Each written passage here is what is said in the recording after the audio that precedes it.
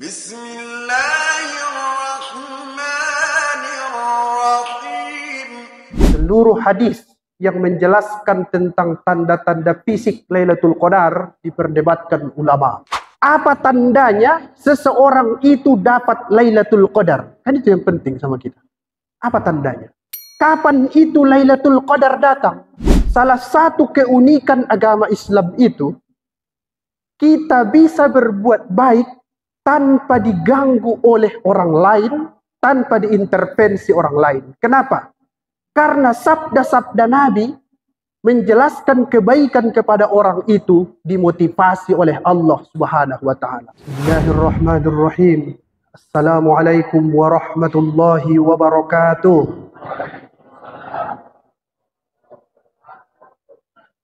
Innal hamdalillah nahmaduhu wa nasta'inuhu wa nastaghfiruh wa na'udzu billahi min shururi anfusina wa min sayyiati a'malina.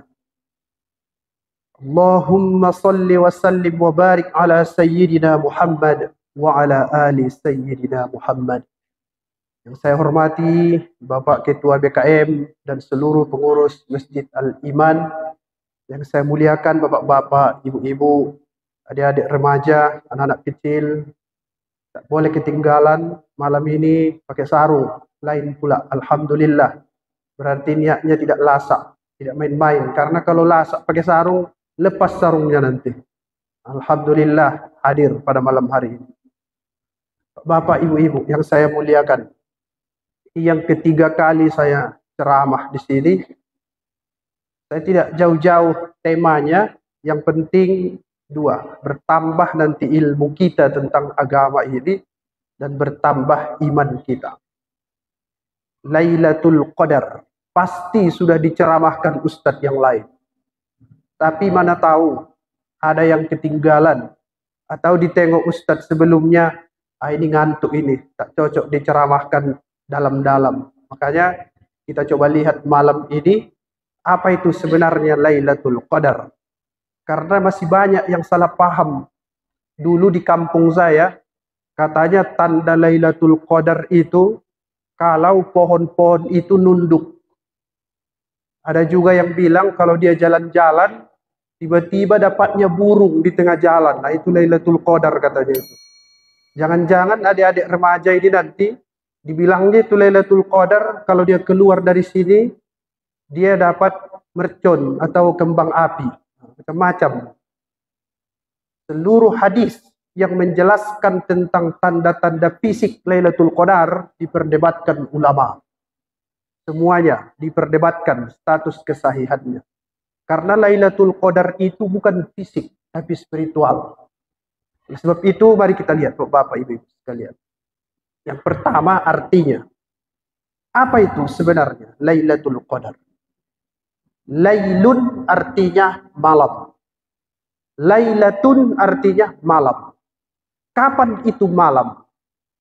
Sejak, supaya mudah diingat, dari azan maghrib tadi sampai nanti sebelum terbit fajar. Begitulah supaya mudah, biarpun banyak pendapat para ahli. Itu disebut malam dalam bahasa Arab. Yang kedua, qadar. Di sini sering keliru saya lihat. Qadar, kalau dibuka ayat-ayat Al-Quran, paling tidak maknanya itu ada 3. Pasti sebagian gak nyambung maknanya, tapi begitu diungkapkan Al-Quran. 1, artinya itu penetapan. Itulah yang sering ibu-ibu baca dalam surah Yasin. Zalika taqdirul azizil alim. Wal qamara qaddarnahu. Itu dia. Wal qamara qaddarnahu manazila hatta ada kal urjunil qadim. Zalika taqdir. Itulah ketetapan Tuhan. Artinya matahari itu berjalan di garis edarnya, bulan juga begitu. Itu ketetapan Tuhan. Kalau mereka bertukar, bisa kiamat dunia ini.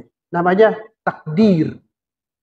Dari situ lahir kata takdir dari qadar. Artinya penetapan. 1. Yang kedua, Qadar artinya mulia. Nanti cek di surah Ar-Ra'd juz 13 ada ayat begini. Allahu yabsutur rizqa liman yasha'u wa yaqdir. Cara mengartikan ayat itu, Allah meluaskan rezeki bagi orang yang dikehendakinya, wa yaqdir, dan mempersempit.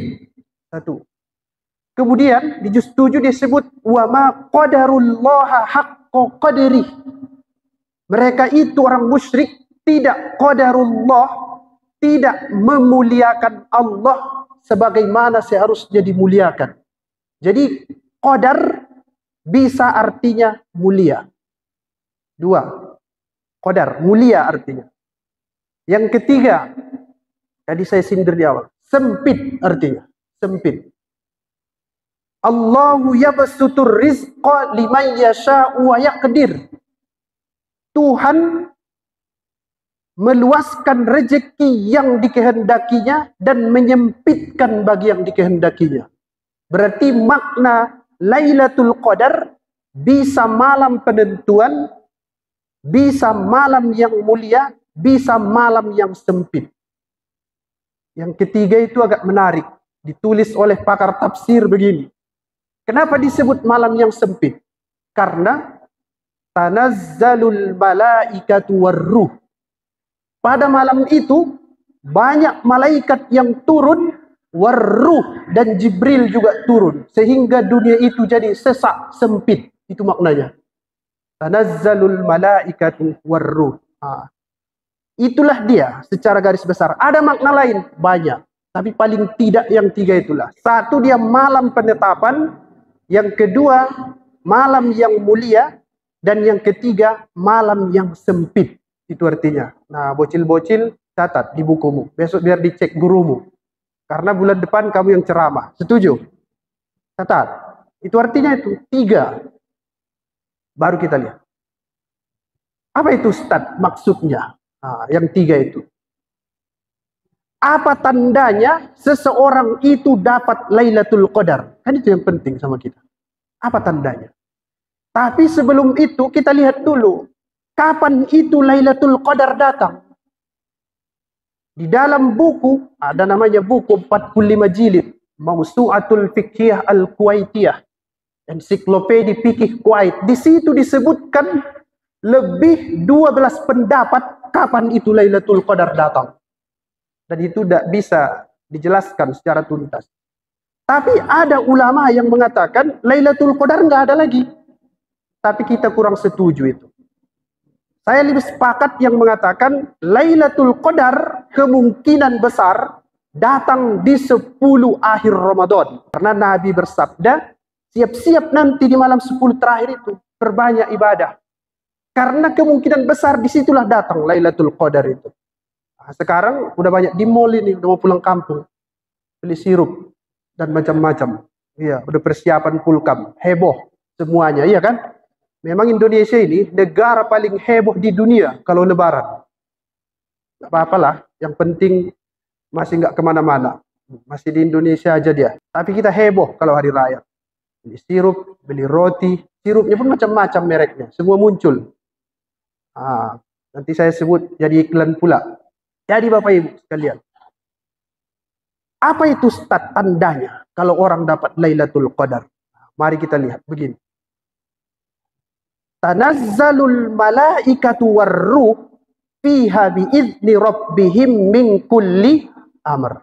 Baru yang terakhir, salamun hiya hatta matla'il fajar. Syekh Muhammad Abduh dalam bukunya Tafsir Al-Manar namanya. Dua penulis tafsirnya. Satu lagi muridnya Sayyid Muhammad Rashid Ridho. Dia tulis begini. Manusia itu setiap detik dia dibisiki oleh bisikan setan dan bisikan malaikat. Betul itu? Betul. Ini yang ceramah ini, kadang dia suka, kadang tak suka. Itu setan sama malaikat lagi bisik-bisikan itu di kuping kita. Itu juga yang tarawih ini. Datang nggak ya? Datang nggak ya? Datang nggak ya? Gitu-gitu dia. Itu punya kancingnya. Datang nggak? Datang nggak? Datang nggak? Semua begitu manusia ini. Semua dibisiki. Baik, buruk, baik, buruk, baik, buruk. Kapan itu? Sampai manusia itu mati. Sampai terbit fajar kematiannya, dia dibisiki yang negatif dan yang positif. Nah, kata dia, orang yang mendapat Lailatul Qadar tandanya, sejak dia dapat malam itu, sampai dia mati, menang bisikan malaikat dalam dirinya. Ayo, ceklah mulai nanti malam. Kemana kita pergi? Ke kiri atau ke kanan? Ke kiri atau itu aja tandanya. Tidak usah cari-cari yang lain. Saya Ustaz dapat Lailatul Qadar. Apa dapatnya? Jodoh. Belum tentu. Hari ini dia laki-laki soleh, besok jadi Fir'aun. Banyak yang begitu. Di Facebook putih kali wajahnya. Pas ketemu jelek rupanya. Pakai filter di TikTok. Itu bukan Lailatul Qadar. Itu saja tandanya. Semakin kita dibisiki ke kanan, Bapak Ibu rasakan bisikan malaikat itu selalu menang, dapat Lailatul Qadar. Sejak kapan? Mulai malam ini kalau memang dapat. Tapi kalau keluar dari masjid ngambil selop orang, itu nggak dapat Lailatul Qadar itu. Tapi Ustaz mahal selopnya. Iya, itu bisikan setan. Tapi kata Ustaz, ambil yang baik, tinggalkan yang buruk. Diambilnya selop Ustaz. Itu. Tidak tanda-tanda fisik. Tandai saja, mulai malam ini sampai besok, sampai nanti kita meninggal, kita lebih sering ikut bisikan yang buruk atau yang baik. Kalau dapat bisikan yang baik selalu, dapat Lailatul Qadar. Tanazzalul malaikatu warruhu fiha biidzni rabbihim min kulli amr. Satu. Itu tandanya, Pak. Itulah tandanya. Yang kedua, salamun hiya hatta matla'il fajar. Selamat, sejahtera, damai sampai terbit fajar. Ciri kedua orang yang mendapat Lailatul Qadar, dia berdamai dengan diri. Apa tandanya? Setelah berusaha keras, tapi rezekinya tetap sedikit, dia damai dengan diri. Jangan meronta-ronta. Hari ini saya harus dapat 300.000. Dapat cepet limpul. Meronta, tidak dapat Lailatul Qadar. Tapi, ada pula begini. Korupsi dia 271 triliun. Dapat duit banyak. Itu bisikan setan. Tidak damai dengan dirinya. Tidak terima dia dengan rezeki yang diberikan Tuhan. Satu. Ada pula orang tidur siang malam. Rezekinya makin banyak. Ada itu, makin gak sholat, makin banyak duitnya. Hati-hati itu. Istidraj dalam agama ini. Apa itu istidraj? Kau buatlah di situ, bentar lagi kusikat gigi kau, kata Tuhan. Hati-hati itu.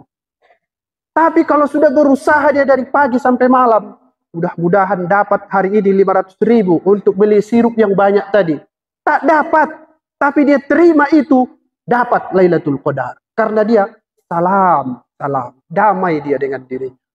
Masih banyak Pak yang meronta-ronta mikiri THR malam ini. Tadi sore ada itu yang lapor ke saya. Adalah pokoknya. Aku udah kerja 3 bulan kok 50% THR ku. Aturannya 100 lah katanya. Dalam hatiku, ku ceramahi kau nanti malam. Kalau tak datang kau tonton di YouTube. Wah itu.